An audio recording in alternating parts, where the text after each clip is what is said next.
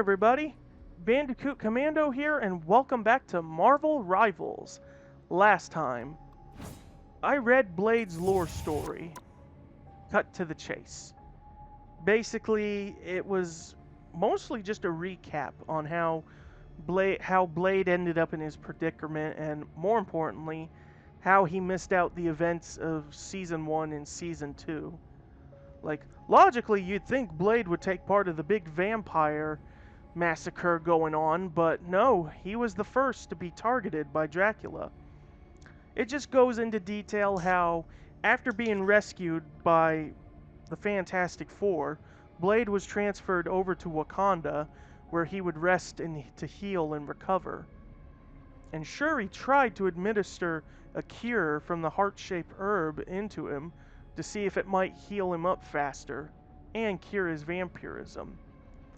But unfortunately, on Dijalia, the ancestral plane, Bast was still corrupted at the time because it mentioned how she had black and red and a red swirl on her, so she wasn't cured at that time, and she tried to attack Blade. Or more specifically, she tried to attack his vampirism. But Blade refused to go down and was able to overcome and defeat Bast.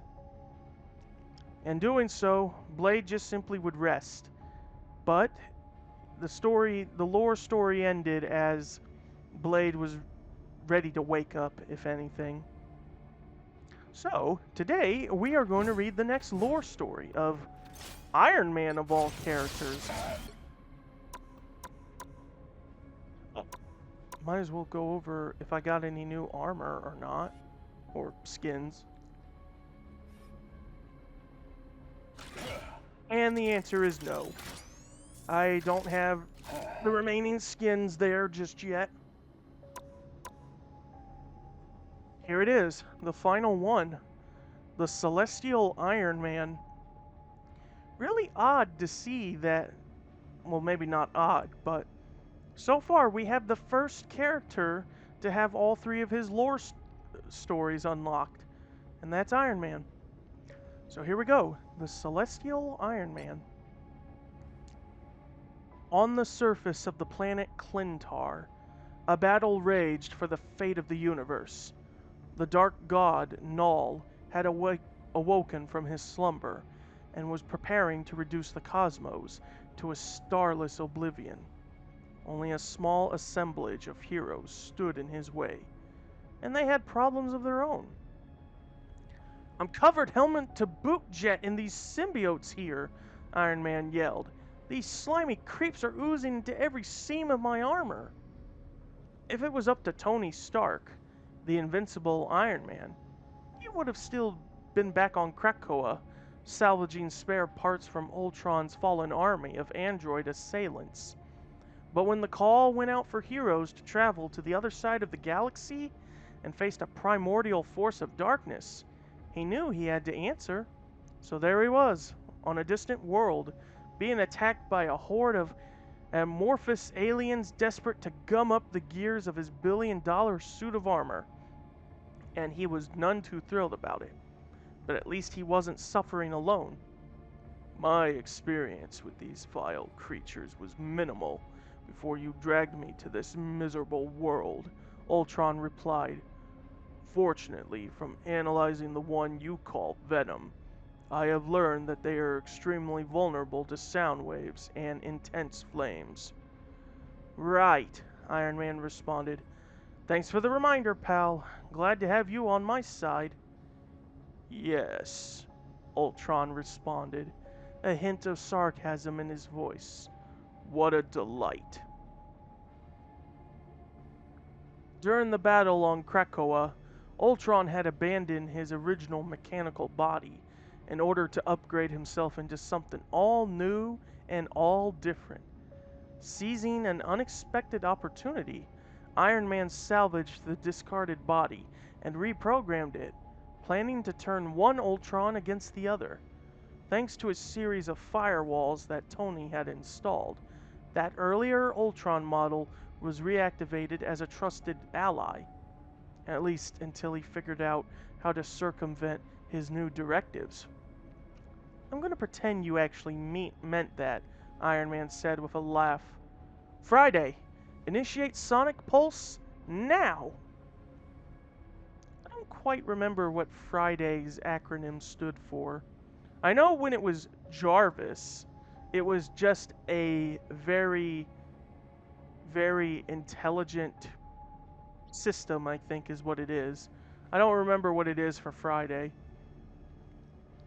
Iron Man released a massive sound burst from the sonic wave generator in his chest plate, causing the symbiotes to shriek in pain and leap from his armored frame. As the creatures started to slink away, Iron Man jetted after them and blasted them with repulsor beams from his gauntlets. Maybe a little help here, Ultron? Iron Man said to his computerized companion. I'm terribly sorry, Ultron said with a shrug, but I believe you were the one who blackmailed me into an agreement where I was forbidden to harm your allies. And since even my advanced sensors can't distinguish between these despicable things and Venom, now I can't harm them either, as much as I'd love to. Such a shame. I could be quite useful right now. Okay, maybe I should have been more specific, Iron Man replied. Don't hurt Venom or anyone else on our side who happens to bond with one of these things, but feel free to exterminate the rest of them. Tony made some minor programming adjustments on the fly, then uploaded them to Ultron's core processors. As soon as the patch was installed, Ultron's sinister smile began to glow, and he released a barrage of lethal lasers in the direction of the slithering symbiotes. How I've missed this, Ultron said, as he incinerated several symbiotes with a single blast of his encephalo ray? I don't know if that's how you would say it. If only we had the means to vaporize every wretched parasite on this planet at once. I'm not saying I'm on board with your mass extinction agenda, Iron Man said as he reached the edge of a cliff, but there actually might be a way. There, in the distance, Iron Man could see the enormous husk of a fallen Celestial, an ancient godlike being as old as the universe itself. Iron Man remembered how the Celestial had previously been in orbit over Clintar when he last visited the planet. But now, thanks to one of the Guardians of the Galaxy's insane schemes, it had come crashing down to the surface. The ancient being itself had likely been dead for thousands of years, leaving behind nothing but its massive armored frame. But if anyone knew how to repurpose an abandoned suit of armor, it was Tony Stark. Cover me, Iron Man said to Ultron. I'm going in, so I need you to keep the symbiotes out, okay? You didn't even have to ask, Ultron replied, his permanent metal grin shining brightly. I will take great pleasure in making these aberrant beasts writhe in pain. Let Null send endless waves of his xenomorphic sycophants to stop us. When all is done, only Ultron shall remain standing. Okay, Iron Man said, mildly concerned by the unhinged joy in Ultron's voice. Well, I appreciate the assist. I've got delicate work ahead and can't afford any distractions. Yes, Ultron said, as he powered up his weapons systems to wipe out an oncoming horde of savage symbiotes. Good luck trying to seize control of a deceased space god, Stark. You humans always do so well when tampering with forces beyond your control. Have a little faith, Iron Man retorted, as he found an entry point that led inside the celestial husk. If I can bring in if I can bring a megalomaniacal machine like you to the side of the angels, then this should be a piece of bleep. Iron Man stared in amazement at the massive interior of the fallen Celestial. Thanks to his unmatched engineering genius, he had convinced himself that it would be an easy task to retrofit the husk and turn it into own personal celestial armor. But when he finally got a close look at the alien technology within the giant being's frame, light years beyond anything he had ever built, he was almost instantly overwhelmed. For once, Tony Stark was speechless. Your heart rate has escalated far beyond normal levels, Stark, Ultron said, connecting remotely with Iron Man's armor. Perhaps you should adjust the settings on your arc reactor before your feeble human body has a total system failure. Thanks for the concern, buddy, Iron Man said, taking a deep breath as he flew over to a series of ports embedded in the wall of the Celestial's armor. It's nice to know you care about me. Of course I do, Ultron said. You're the only human intelligent enough to understand the intricacies of my operating system. So I need to make sure you live long enough to undo the damage you've done. Though I suppose I can conscript Richards to my needs. Your mainframe isn't really my concern right now, Iron Man said, linking a cable on his gauntlet to one of the Celestial's ports. I'm more interested in the big guys.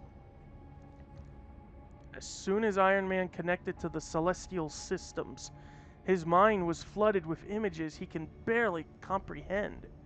In a flash, he saw everything the Celestial had seen, from the dawn of the universe all the way to its demise at the hands of Null. For a few brief moments, Tony Stark transcended his human mind and gained infinite universal knowledge, and he liked it. Careful, friend, a familiar voice said, or you will become lost in the boundless cosmic consciousness of this Celestial's lingering spirit. Adam? Tony asked, his mind still reeling. Is that you? It is, the voice responded, and yet it isn't. Iron Man watched as his golden-skinned ally, Adam Warlock, appear before him, but instead of his usual red and black, he was now clad in white and gold, giving him an almost ghost-like appearance. You have touched the soul of a Celestial, Tony, Adam said, and even a mind as brilliant as yours cannot fully comprehend the limitless wisdom it holds. But you can, Golden Boy? Iron Man scoffed. To an extent, Adam answered. I was created to bridge the gap between the mortal and the divine, and when I realized what you were doing here, I sent my soul to retrieve yours before you wandered too far into the depths. Let me be your anchor, Tony, and I will pull you back to more familiar shores. And what if I don't want to go back? Iron Man asked. Maybe this is where I was meant to be. As much as you enjoy playing God, Adam said, actually being one is a very different story. One that even you are not ready for. Now come, before our intrusion is noticed. Too late, a booming voice echoed in their minds. Neither Tony nor Adam could see its source, but they instantly knew it was the Celestial, or whatever was left of it. It's still alive? Iron Man said, completely shocked by the revelation. Not quite, Adam responded, but a cosmic being such as this never truly dies. Its soul echoes on for eternity, and this isn't the first time I've heard it. I knew I recognized you, little one, the Celestial said. Our minds met when you were soaring through the cosmos in your cocoon, correct? They did, Adam replied respectfully, and I heeded your warning. I gathered my allies, and we came here to end Null's reign once and for all. You have my thanks, the Celestial said, and you shall succeed in your efforts, but not with my help. Seriously? Iron Man interjected. You have all this power left over in your corpse, and you won't let us tap into it? Not even to avenge your death? My days have long since passed, the Celestial replied. My death means nothing on the grand scale, and as glorious as it would be to feel my body move again, I fear I would do more damage than good. Perhaps I already have. What do you mean? Iron Man asked. Adam, what does he mean? When you first connected with the Celestial, Adam said, you activated an ancient weapon built into its palm. The energy it discharged hit the Phoenix egg, weakening its shell and causing it to crack prematurely. Oh no, Iron Man said, realizing the gravity of what he had done. I blew it. I went full Icarus. Again. The damage can be undone, Adam said. The power of the Phoenix can be recovered and used for the greater good, but we must go now.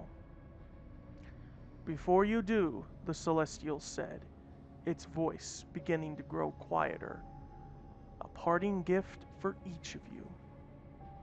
Adam Warlock recoiled as his mind was suddenly filled with images of him taking his place as the champion of the multiverse, guarding the entwined cosmos as the King in White. He didn't know if it was a burden he wanted to bear, but he knew that the universe had never given him much of a choice when it came to his role in it. Meanwhile, Iron Man was not granted a vision, but rather a cryptic warning. The Celestial told Tony that the only way through the darkest hour would be to embrace it, to unleash the demon, and find a way to use it without losing himself to it. As even if Null is defeated, his primordial evil will awaken the other Elder Shadows, for the dark, cold room is vast and full of terrors. With that, Iron Man opened his eyes to find himself standing alone in the massive empty chamber inside the Celestial husk. Even though he had just touched something so grand, Tony Stark had never felt so small. Stark, Ultron said over Iron Man's internal speaker. Are you there? You fired that weapon and went silent. Can you get the Celestial fully operational, or do you need me to come in and finish the job?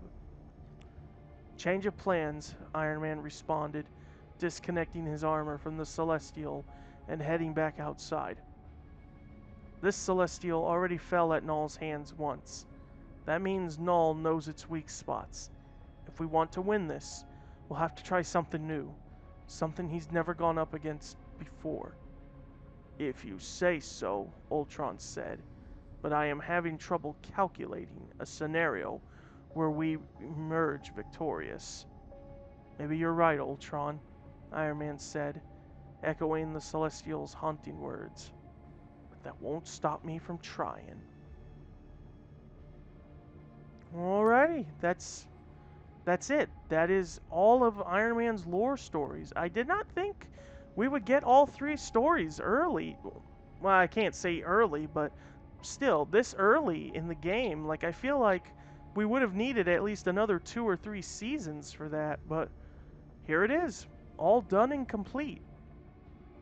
But now this makes me curious, like, what are they going to use then against Null? Like, I mean, I'm probably going to have to unlock the rest of the gallery images and I'll probably get an idea, but like, what more is there? There's the King in White, which is probably Adam Warlock, so who's going to be the Queen in White? Is that going to be Phoenix or someone else? Well, until then, that will do it for this episode of Marvel Rivals. Join me next time as we read Rocket's new lore story. So, that is it, and I will see you guys next time.